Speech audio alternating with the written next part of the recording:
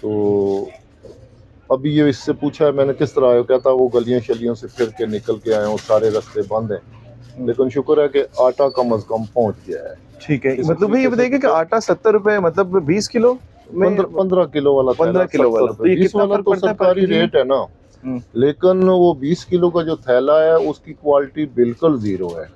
जो लेके जाता है वो फिर वापस कर देता है, आगे फिर मिल वाले वापस भी नहीं लेते। अच्छा, बिल्कुल चोकर की तरह है आटा, पता नहीं खराब गंदम पीस के दे रहे हैं या इसमें से सूजी और मैदा निकाल लेते हैं, कुछ भी नहीं उसके अंदर बचा हुआ, बिल्कुल चोकर का चोकर ही है। जो अच्छा, एक दफा लेके जाता है फिर वापस ले आता है, कहता है जी नहीं इसकी क्वालिटी ठीक, क्वालिटी ठीक नहीं है। क्वालिटी ठीक नहीं ठीक है। है। आपने आटे का बताया, और चीनी की क्या सूरत हाल होती है इन 2 दिनों में, आम दिनों में और वैसे ही? चीनी अभी 2 दिनों की मैं तो पहले ले आया था, तो अभी तो मेरे पास है, लेकिन रास्ते बंद है ज़रा, फिर वो कैसे हो सकता है। अभी चीनी जो है बाजार में टोटल उन्होंने बोर्ड लगा के रखे हुए हैं कि कमर्शियल चीनी दस्तयाब है।